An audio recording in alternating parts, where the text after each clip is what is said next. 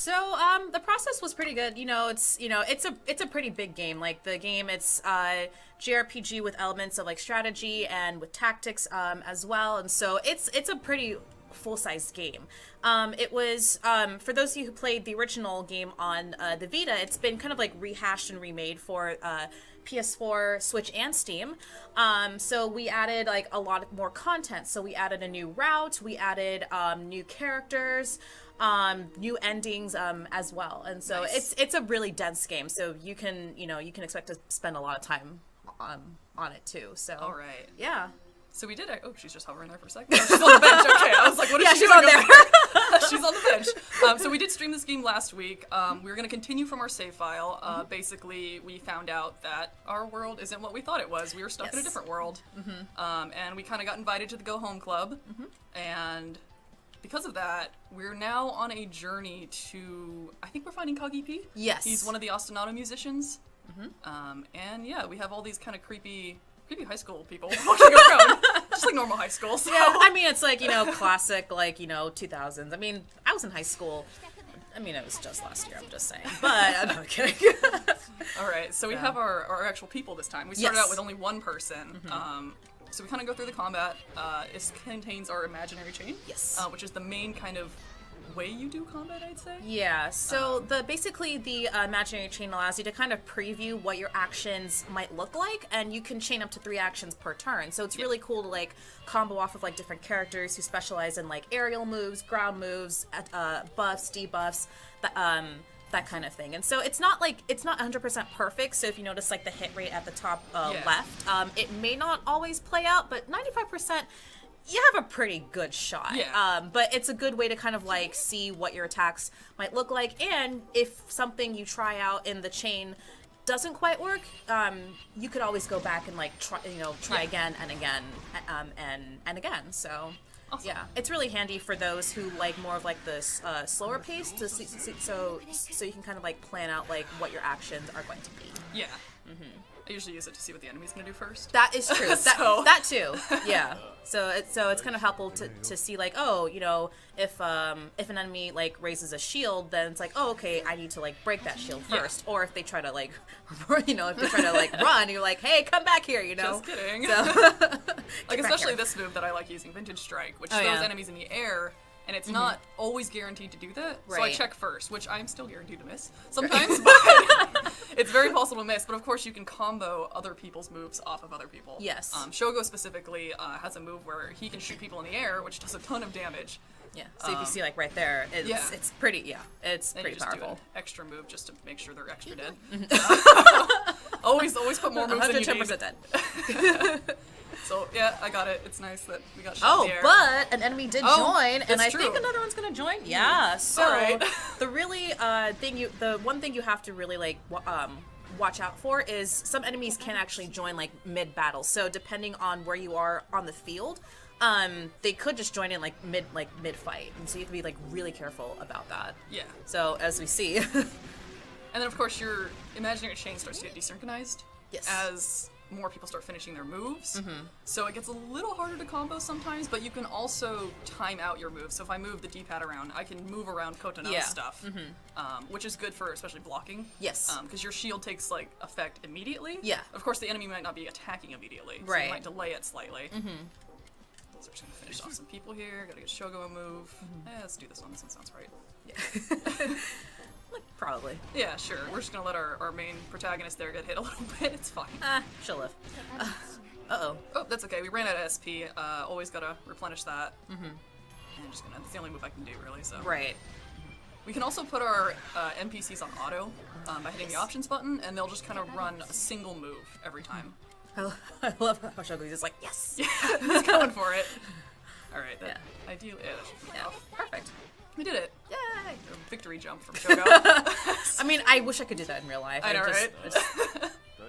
Moves, Also, let us know if you have questions about Caligula in chat. Yes, We'll be happy to answer those. So we have our mod answering some. I went the wrong way, so I'm gonna go back down here. For RPG, it's a combination of like turn-based and strategy.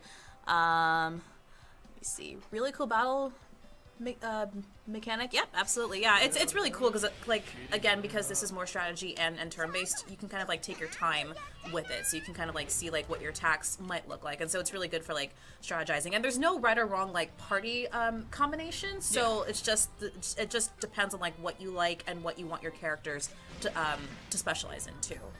So. Oh, no, he's just gonna run. Everyone had guns in my old school too. That's so unfortunate. Yeah, it's like, yikes. Alright. Cool, we did it. Yeah. So there's a lot of enemies running around. I think there's a stigma right here. Oh yeah, I so think these so. are stigmas you can pick up.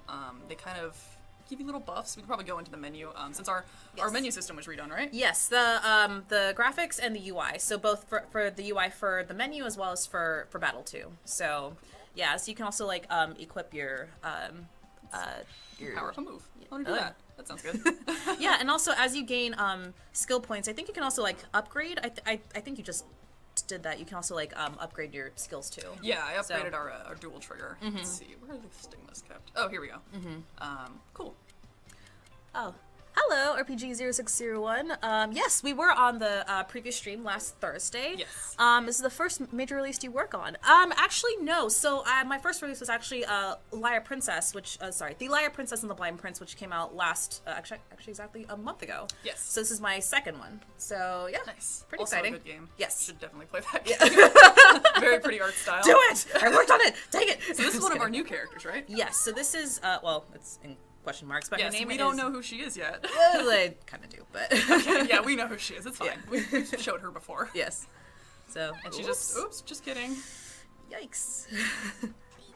Oh wow, that light collision Yeah, really I knocked was her like- down, didn't it? That looks like it kind of hurts. Yeah, that's fine. We got headbutted earlier in the game. It's fine. I know. It's like it's a little, headbutts, getting kicked around. It's It's rough high school. It's high school. yeah, it's high school People life. running, just screaming at your face. It's fine. I mean, it's classic. It always happens. Uh-oh. Poor Shoko. Yeah, Probably I think he did- just. Oh no! What did she do to him? I think she just kicked him, or otherwise injured him pretty badly. Yeah, enough to knock him. Oh, and there she. Bye. I feel like Bye, that's Felicia. I didn't do anything. Bye. generally frowned upon in school, but this is a made-up Probably. world. Yeah. Oh, I feel bad for him. That's okay. Yeah. I mean, he's all right. I think. Oh, you think? Yeah. Hopefully. Oh, yes, and also, I think we mentioned this earlier, but it is coming out tomorrow. So it's coming out tomorrow on PS4, Switch, and Steam. Caligula. Yes. So it's pretty exciting. So good. I don't know if we still have any Ellie's on our store. Maybe our mod can check if we still have Ellie's. Yes. Ellie's were $64.99, I believe. Yes. Came a lot of cool stuff that I don't know at the top of my head. Well, it comes with there's a poster, there's an art book which also contains like a couple of character backstories, as well as some song lyrics and a message from the director. And a CD, as well as the physical version of the game, in a really nice packaged box. Yes. So, yeah. A lot of cool art on that box. Alright, so Naruko's actually leading us to Kagipi right now. Yes. She claims she knows where he is. Yeah. And we're kind of following her around the school as she realizes she doesn't. And Yeah. like, no, he's actually over here. Yes, and both the PS4 and the Switch Ellie's are they're still in stock on the online store. So make sure you grab your copy. Yes. So. Let's see. So we can also play as the male protagonist, right? One Yes. of our new things is the female protagonist, which we picked her to show her off. But essentially, it's same story either way. Yeah. But you'll notice that some of the anime scenes are switched because Yes. it has to like take into account you're the girl. Like I Yes. think there's one scene where it's like, hey, you have to go into the girls' bathroom. Right, and so And the guy. If you're the guy, you don't go in. But if you're the girl, you do go in You and you're actually do added go into in. the scene. Yeah, as well as also a couple of the character interactions do change. So I believe that that first encounter with Ayana, I believe it does change depending on the gender of the protagonist. So yeah, so there's a lot of different like character interactions. Of course, again, as you mentioned, the story is the same, but you get to kind of see like how different characters interact with the protagonist. So Yes. it's really cool. Thought I saw a question. Will there be DLC? Yes, there is going to be some DLC. There are some stigmas that will be available, as well as a couple of costume sets too. So there's a swimsuit DLC, as well as it's like this like casual clothes outfit. It's so cool. Like I keep harping about it, but the female protagonist looks so cool in her costume. It's like this like not like a tracksuit, but it's like these like pants and like a shirt and like a blouse, and she looks so cool. She's just like, yeah. So anyway, yeah. So yeah, there is DLC. Nice. All right. Are there any other outfits out there? I think there's an alternate version as well of the high school outfits too. So yes. So I believe the stigmas are free, and the rest are paid. Nice. So. A little bit more about Kageki here. Let her go. Oh, another new character. New character as well. Yep.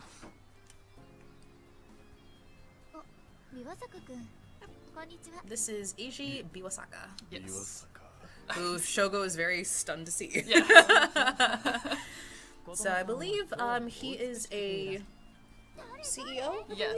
Is it an IT company? Yes. Okay. And so you get to learn more about, as well as the new characters too. So he is like the perfect kind of like person. Like he's like intelligent, articulate, very consummate gentleman. But you also learn some kind of interesting things about him. What's wrong with someone, like with everyone in this game? Yeah. So that's the point of the game, is to figure out what's wrong with everybody. That is true. Yeah. She's just taking a picture of him as he's like talking. Like my favorite line's like, "Oh, you're cute. I want to take a picture." I'm like, oh wow. I'm like, me? oh, I'm like personal space. Excuse Yeah. me. The stigmas. Oh no. So the stigmas are basically you can equip them. So they can boost your attack, your defense, as well as some other stats too. Nice. So. We also have we can make friends in this game, right? Yes. So you can befriend and recruit over. Dun dun dun! 500 students in this game, and so you can actually add them to your party. They're scattered throughout the school as well as the other places, and you can talk to them. They also have like traumas of their own. So I don't know if we showed off the causality link yet. I think not this stream. Not here. Last stream we did. Yeah. So we'll go back to that. It's like this huge like interconnected like basically web or like map where you can see like each character has their own profile. It talks about like their background a bit, and then if they have a trauma to resolve, you can see like what that is. So it's either talking to them, bringing them a certain like item, having them meet somebody with like this other trauma as well, and then once you complete it, you can usually recruit them. Yes. So and you can have them fight in your party. So you aren't just limited to like I think it's like 10 or 12 Go Home Club members.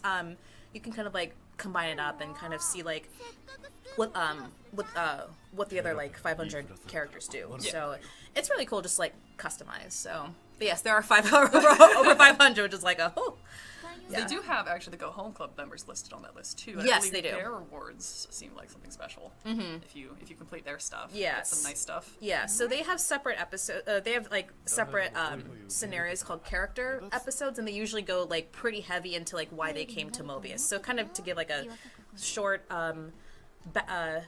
backstory, like all these characters came to Mobius because they had some sort of trauma in the real world, and so they came to Mobius essentially to kind of like escape from that, and the Go Home Club wants to go home because they've realized that Mobius isn't real. And so as you work through these character episodes, you can see like why they came to Mobius and what trauma they left behind, and it's really deep stuff. So you kind of it's very relatable to the real world. For sure. Would you say it's kind of the same for the musicians? You get to explore into them a little bit more this time? Yeah, so there's a new route called the musicians route, and you can join them and kind of also be on their side. And you can also complete character episodes for them too, and you also see like why they want to stay in Mobius. So it's not necessarily like heroes versus like villains. It's more of a just kind of seeing both sides of the story. Yes. So this is our causality link web. Yes. It's pretty big. It's really big. I think I keep scrolling around. And I think you already zoomed out. I zoomed out as much as I could. But basically, like each person this is a person that you can find somewhere. This is essentially the reward you get if you complete their trauma.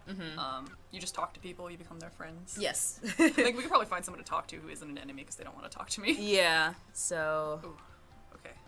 We're going to... Probably not that person. Okay, here's some people. Some normal-looking people. We can't talk to because they have locks over their names. They don't like us when we talk to them. They have locks over their names. I think you can talk to that person? She's got a lock again. She's got a lock too? Okay. That's essentially what happens. Don't start talking to me like that. Oh. Like, sorry. Oh, and here's the tutorial on that, but we're just going to skip that. Essentially, you can check out their sub-menu, too. They have a profile, which is kind of what we were looking at before, and their status. Sorry. So that's kind of what you see for each Go Home member, too, when you go into the menu. Yes. But yeah, we are going to keep going through the story. There's many other areas, too, not just the high school. We have a lot of, there's 2 new areas, right? Yes, so there's a new temple and as well as a hot springs kind of area. They're both really pretty. Like the hot springs has like really cool shades like purple, red, and it's really pretty. So yeah, yeah, there's a lot of new content here that's really exciting. So yeah, I'm looking forward to you all playing it tomorrow. All right. So let's see. We went to the first floor. Look at us. Going through high school. I know. All over again. It was just yesterday, man. All right. Okay. Cool. Oh.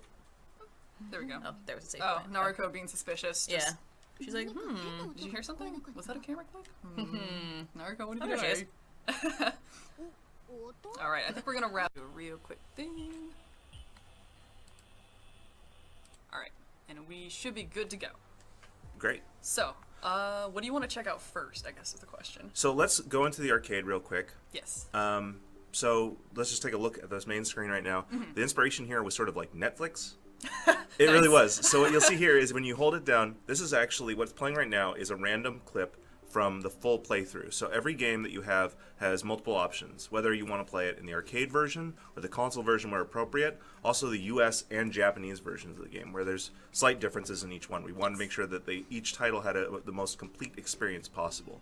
So what you can also do in addition to playing the game, either starting a new game or continuing from a previous save, is you can watch the game. So let's actually just take a look at Ikari 3 here. Sure. And go into arcade watch mode.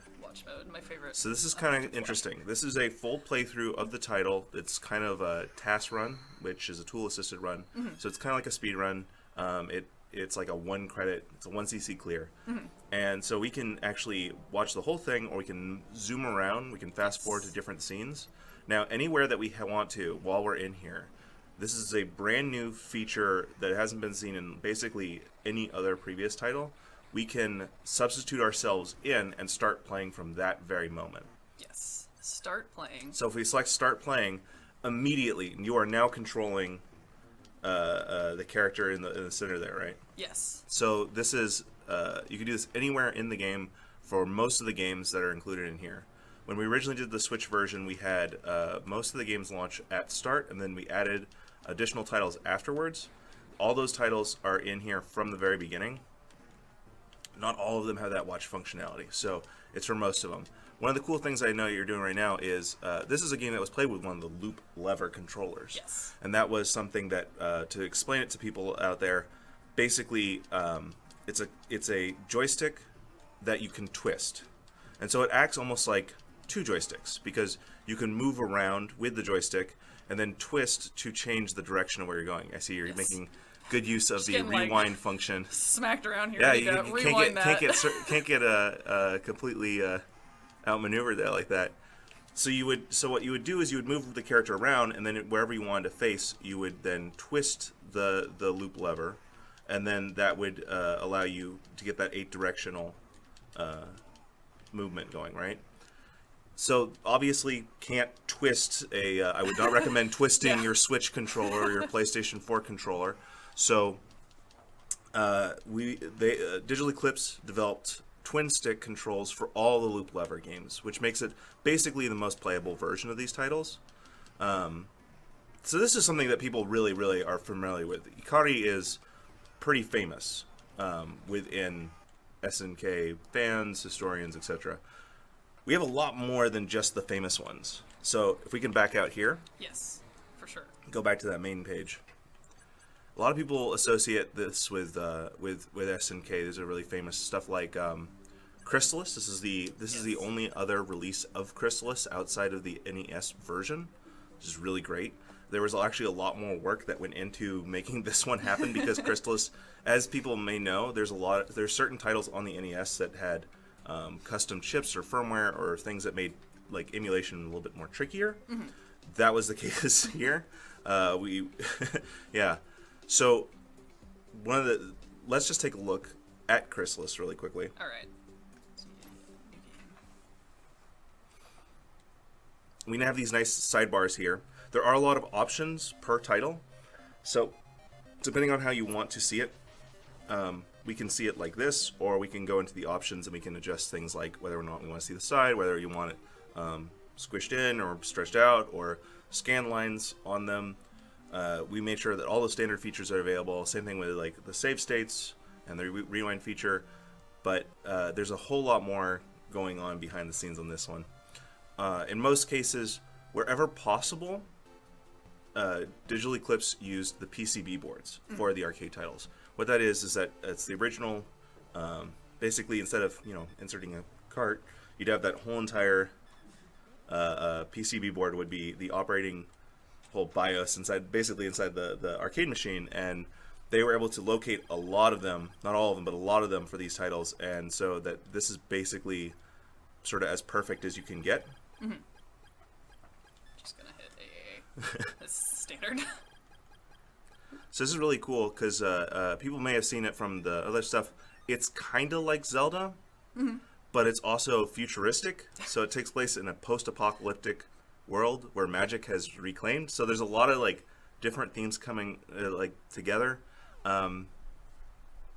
This is sort of unusual for a company that was really preferably known for like arcade titles before, and a lot of shooters, and even then dipping into like fighting genres and a lot of vertical scrollers as well. I don't have any money, so I'm gonna have to leave. So yeah, you can talk to the NPCs, you can go into the world. There's like a whole quest system, magic system, equipment system. Like it's really you can really sort of dig in on this one. It's the only real like non-arcade title on the collection, but it just shows another. The idea was to get this whole entire idea of SNK. How do we take those first 12 years from 1978 to 1990 and we smash them together and like, how do I get one big picture look at that? Let's equip the sword. Cool. There were also some edits made to certain games. This isn't, before people get out there, it isn't anything to the content or anything like that. These games were launched as is in a time before things like patches didn't exist. So let's take, for instance, Sasuke vs. Commander. Sasuke vs. Commander is like a crazy game, but it was never originally completable. There was a bug that did not allow the game to be you couldn't finish it. No matter what you did, you couldn't finish it. And Digital Eclipse went in and they fixed that bug. And for the first time ever, Sasuke vs. Commander is actually completable. So it's incredible little changes like that that show what lengths were taken to make this game the best version of these titles. I'm just gonna rewind because I don't like death. There we go. So let's actually go take a look at Sasuke vs. Commander real quick. Part of what I would call sort of SNK's weirder side. So there was something that was important to Fantasy's another one where that Munch Mobile, great. Paddle Mania. These are sort of not really well-known titles. Yeah, look at that. Yeah. Those high def ninjas. So one of the more incredible things about this is, SNK used the arcades in the 80s as sort of a experimental platform. And a lot of these things, this may be the very first game to ever include boss fights. Before then, the concept of a boss fight was not something that was inherent to the design of a title, right? I believe Vanguard is another title in which it has an entire part of the very beginning dedicated to telling people how continues work. Because before then, people didn't know what a continue would be. Because basically, you just finish the game and then the game would be over. Like you would put there was no continuing from where you were from where you died last. Just insert next quarter.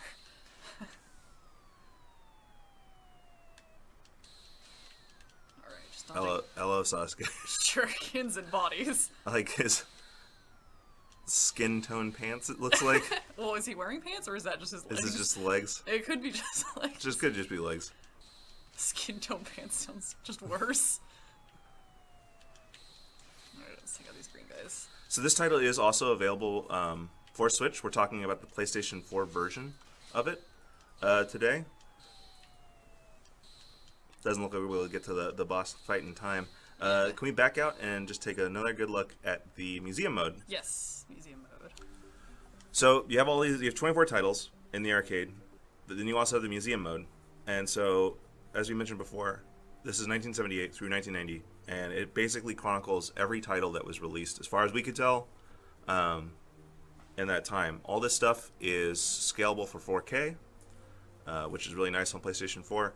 There's a lot of really nice details put into this. So this part here, Brandon Sheffield went to Japan to research and talk with the creators and the arcade owners and the other historians, and collected a lot of explainer into this. The idea is the same as you guys probably saw with Frank's part, where he talked about he wanted this to be an interactable version of like a really nice coffee table book, like a historical collection of all these things. And so, in addition to whatever screenshots they could get and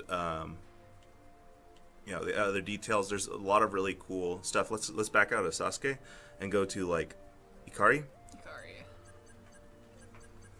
Let's see, what time period was that? Oh, Ikari Warriors, or you want?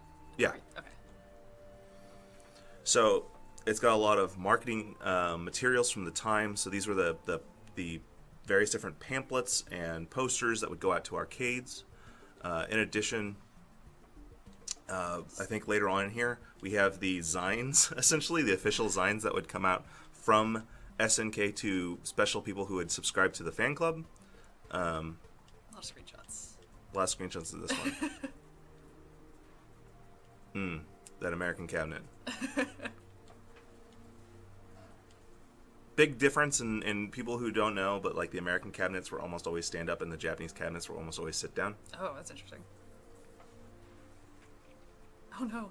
I love this concept art. It speaks to me in a deep way. He's throwing a grenade and shooting with a tank. A lot of good art though. A lot of really good art. So Athena for sure, we can see that. Yeah. There's the bikini everyone wanted. There's the bikini everybody wanted. I got it out there. Close up just a like I little bit, asked too. for. I see you, Twitch chat. Alright, let's flip through this, see what we can find. I like the screenshot of her just kicking him. Mm-hmm. In the bikini too.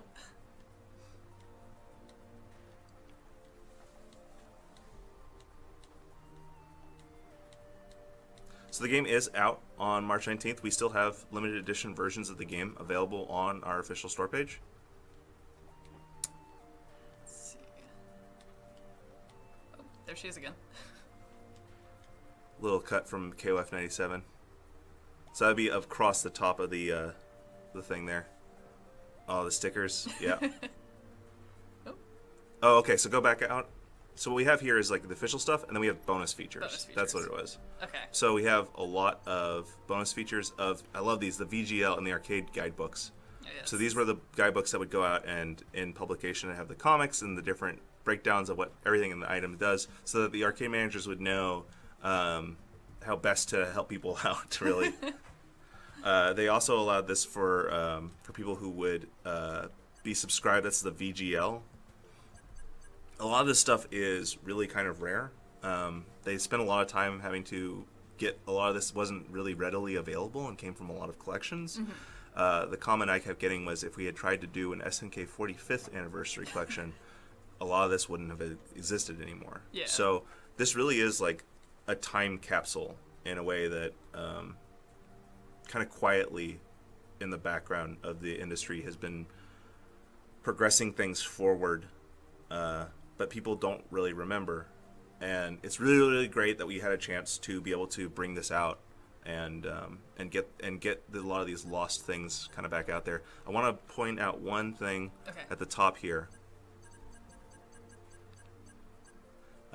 For the Crystallis concept art.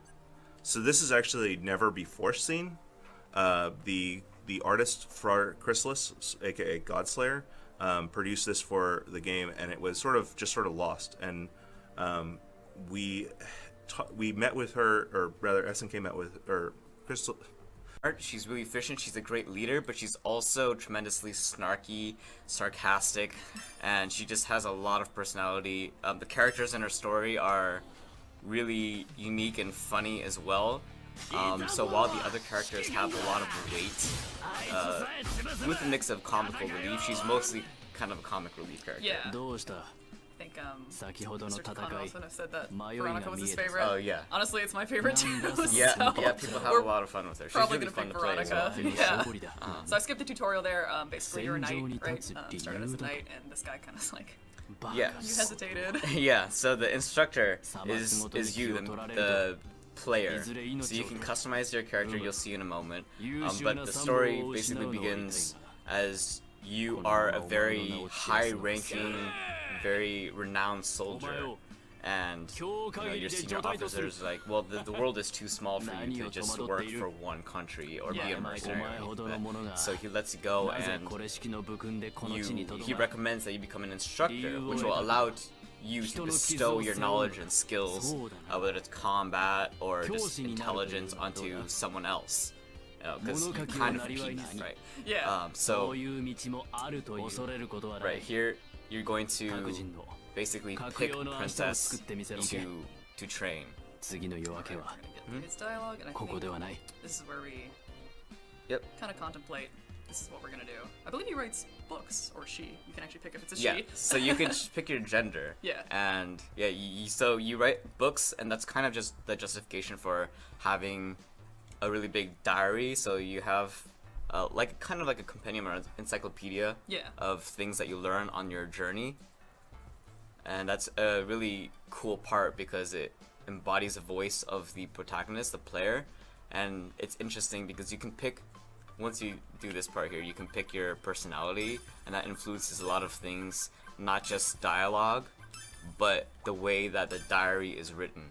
So if you're serious, honest, your diary will be written in a way that's very sincere and straightforward. Yeah. Whereas if you pick another one, it will be that way. So I encourage you guys to look at it, see the personalities, and play the ones. There's some pretty funny ones, funny personalities as well.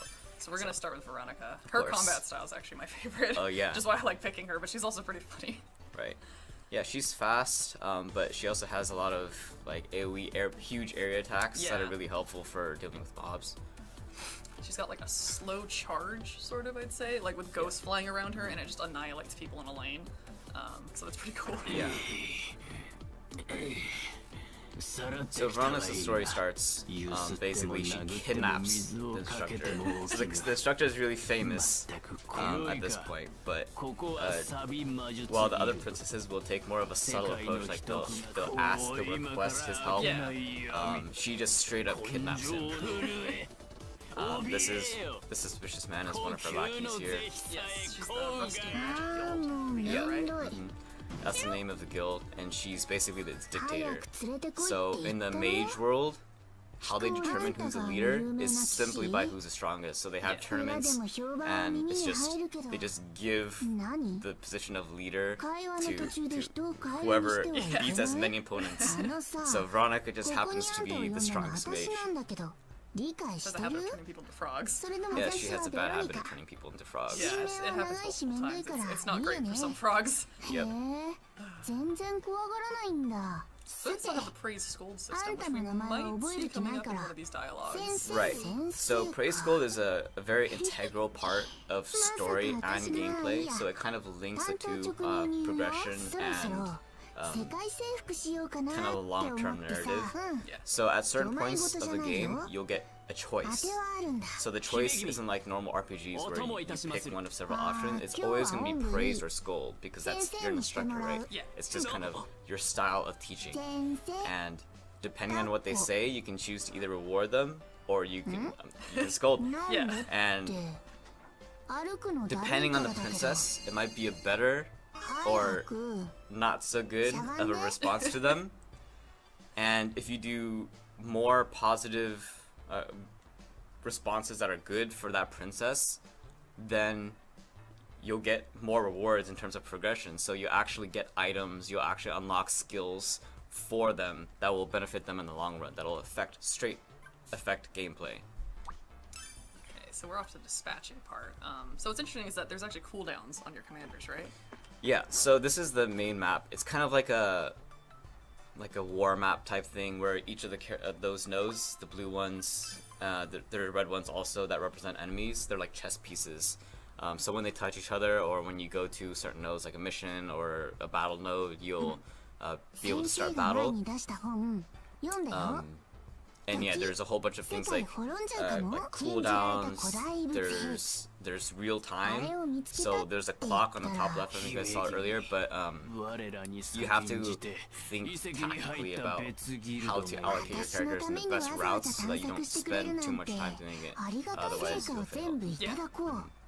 Alright. So we're about to go. I think we're dealing with some mages. Yeah. So Veronica's story is always dealing with mages, whether they're good mages or there's a mutiny somewhere that she has to relentlessly crush. But yeah, lots of mages, and I think there are a lot of zombies and monsters. Yeah, slimes. Yeah, so her story is really funny. It's mostly contained within herself. She doesn't like to deal with the other princesses too much. Yeah. She's kind of a recluse in that sense. So there's a lot of issues that she tries to resolve in her own kingdom because everything's chaos, it's anarchy in the mage world. So she's got a lot to deal with on her own. Supposed to have her like squadron here. Who do actually attack with us. Really good at stunning people, just combat ping. Yeah. But I believe you can also customize them if you go into commander menu. Right. So your soldiers, those 6 guys that are following you, they can be customized, and they're also different. So they have several attacks that can help you do. They have like regular attacks. They have the strong attacks that use a resource. And, there's a lot of different kinds. So the ones that you just saw were mage type, and there's a whole bunch of different kinds. Flying ones to like tank ones to. There's one that's like a huge mech. Instead of getting 2, you get 1. Yeah. So it's more heavy. I noticed when I used a smaller, it was actually like a monster too that you usually fight. Oh yeah, They you gave can me a use bunch brain of them, slimes. like Yeah. 3 each, and I was like, oh wow, I've got like 9 of these guys Oh following me yeah, around. there's the small ones as well that have more. There's a lot of customization when it comes to the soldiers, and they play a really big part. They're used for a lot of things. Like if you don't have soldiers, if you run out of them, they can die in battle. So if they get hit too much, they'll take damage for you. So if you position yourself in a way that they take damage instead of you, they can die. They can. Yeah, and when they die though, there's a lot of things that you won't be able to do. You won't be able to use some abilities. You can't occupy relics. And a lot more of that. So there's also a pretty cool Fin combat too, which I meant to show off, but I didn't. Maybe we'll get to show off after she's done talking. Because I know I've actually used it to save myself when I died. I believe if you hit it quick enough, you can resurrect yourself, which if you're only for the princess though, because you don't get praise school, that's the knight. Exactly. There's some interesting ways you can use the praise gold mechanic. Right. Praise Gold doesn't have just an effect on story, but you can also use it. So here's a story, Praise Gold. So it's really good to pay attention to what the princess is thinking or how she is to affect whether or not you praise your gold.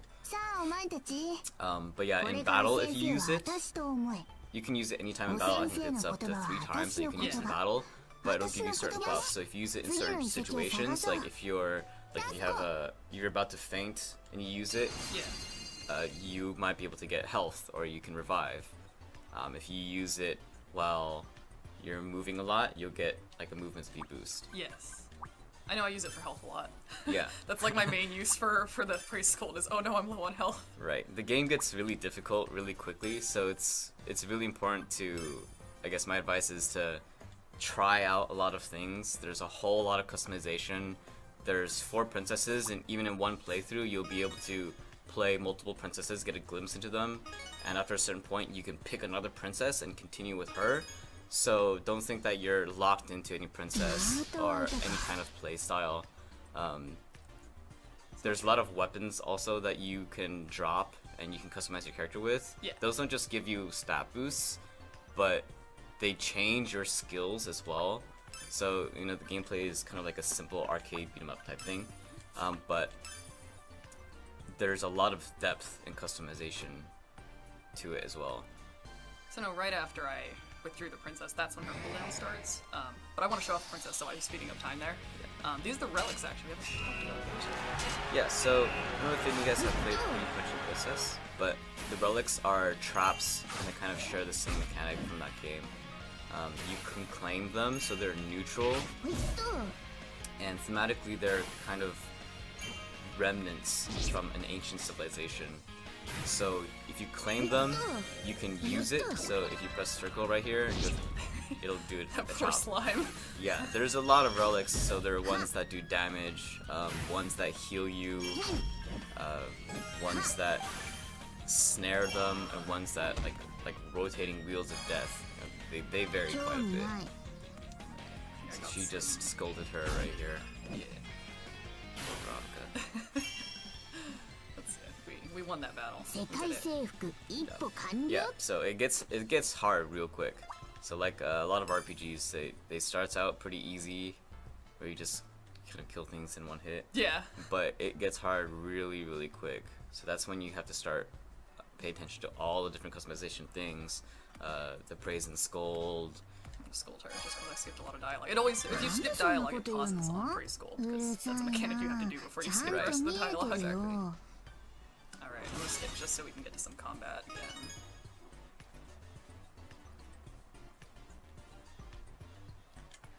let's move her over. There you go. As you guys can see, the clock is on the top left there. That's all real time, so you can fast forward time, but as your characters are moving from node to node, it takes time. Yeah. So in that sense, you can utilize your other commanders. So as you can see here, you're playing as a princess, as Veronica, but you can also play as an instructor, and you can also recruit additional commanders to help you. They all have their own unique skill sets. I mean, obviously, Veronica is more of like a ranged area attacker, while the instructor is a sword user. So you get really a mix of gameplay, and you can allocate those characters and those squads everywhere else on the map as well. So if you have mission that wants you to go to 2 different places on the map, you can send 3 characters.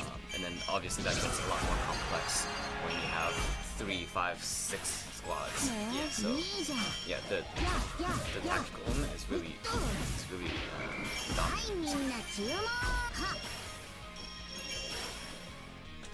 Battle done. I think this specific artifact is that lower defense? Or This one is health. Health.